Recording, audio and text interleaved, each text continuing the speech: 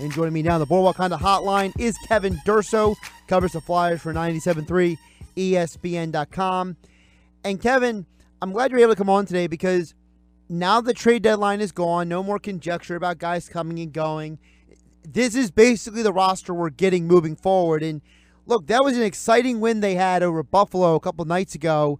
And then last night they deal with Columbus. Columbus walks away with the win, even though it looked promising for a while, especially how well Sanheim played yesterday. So now that the Flyers are sitting where they are, 68 points, do you think this Flyers team has enough juice to make a legitimate run at those final wild card spots, considering the fact that realistically, outside of the Simmons trade and another minor trade sending away Weiss and Poulin, that this is basically the same team that we've had for the majority of the year, outside of Carter Hart coming out? Yeah, it's basically the same team. And in terms of trying to make a playoff run, look, you've got a bunch of veteran guys who really want to try to go for this and believe that they can make a run. And I think Thursday's game was a real testament to how difficult this is going to be, just because you can't afford to slip up in any way.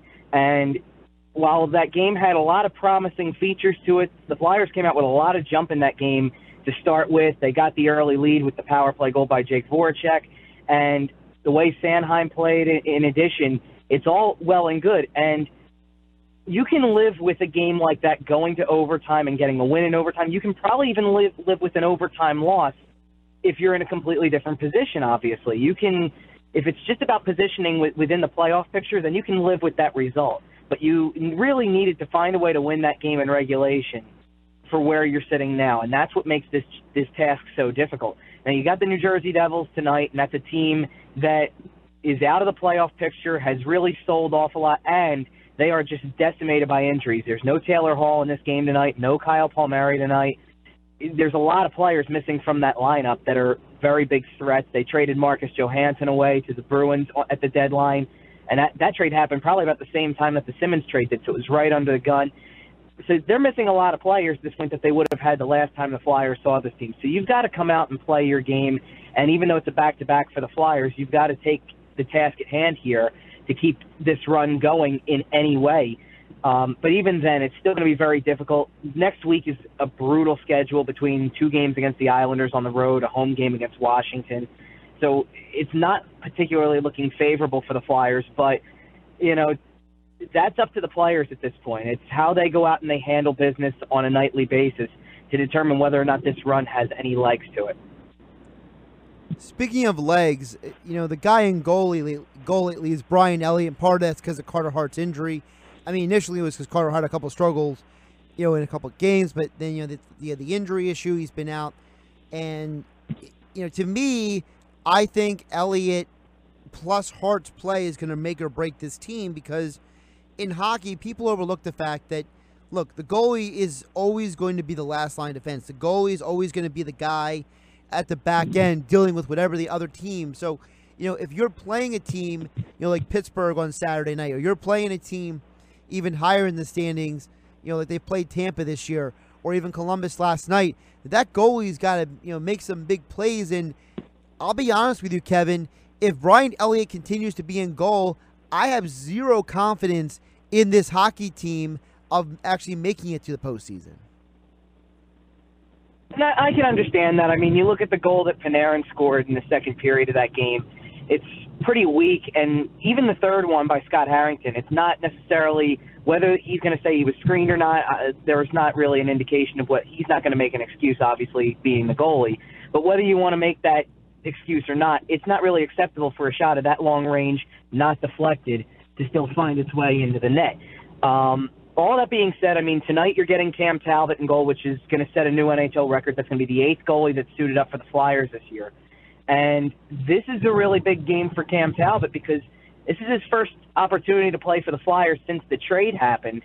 And he's in line to try to get a job for next year. Brian Elliott is possibly playing for the same thing, but there's really no indication that he's going to be the guy who sticks around beyond this year. There's a reason Cam Talbot was brought in. So this is a big opportunity for Talbot, and it's not a bad game with the way that New Jersey's lineup is. It's not a bad game for him to get his feet wet and potentially get a fresh start here and get a chance to play, especially for having all the time off that he's had. So, but the goaltending is the key thing. Look, as I mentioned with the result last night, it's not a big deal to lose a game like that in overtime or even to win a game in overtime like that if you're not dealing with that situation in the standings. But in this case, you're behind. You're trying to make up a deficit in the standings. That wasn't a battle for just positioning. It's a battle to pass teams and get into the playoff picture. And you can't afford games like that at that time. And the goaltending can make or break your season at any point, even in October. So you need those things to happen in October, and you can't play like that down the stretch and have these big games and have the goaltending be the problem down the stretch.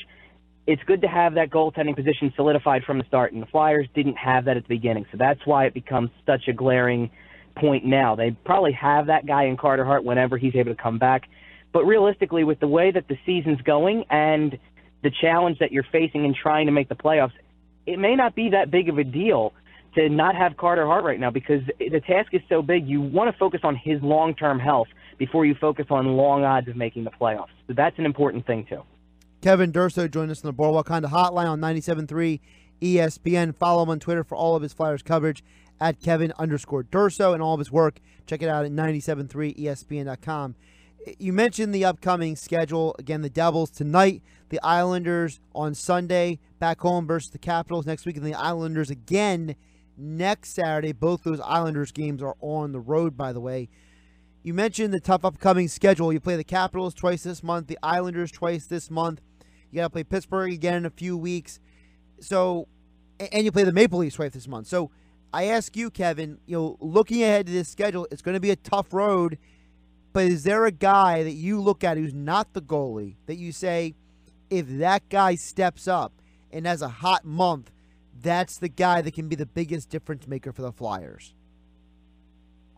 There are probably several you could choose from. I mean, you've got a few guys who have already kind of started to show those signs. I think Oscar Lindblom is a great example of one, and Travis Sanheim another. They're two guys who've been playing really on top of their game for the last several weeks now, and that's great to see. The guys you want to see step up, in this case, aside from the overtime goal last Saturday, Claude Giroux's kind of leaving you a little bit to be desired here on your top line, so you'd like to see him step up a little bit.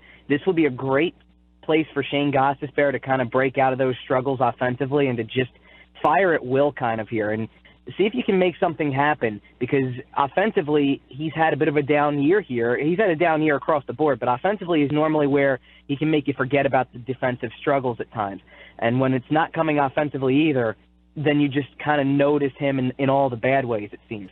So this would be an opportunity for him, too, to get his game on track. And if those guys can step up, you could see a lot of different players step up in the right way. Travis Konechny is another guy I'd like to see step up.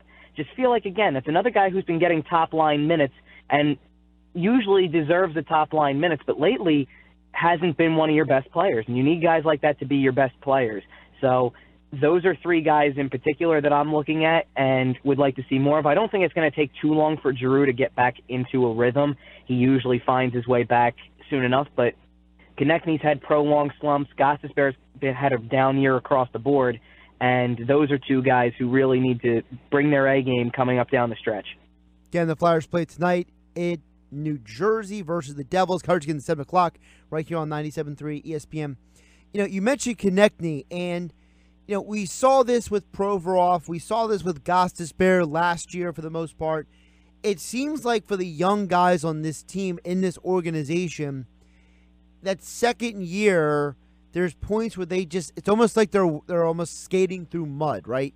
Not just physically, but mentally at times. And Kevin, I got to ask you, from your perspective, Hackstall is no longer here anymore. Brooks is here now. I feel like there's an organizational issue when it comes to these young players that, I feel like there's so much talent on this hockey team, but the organization is not able to maximize that ability consistently.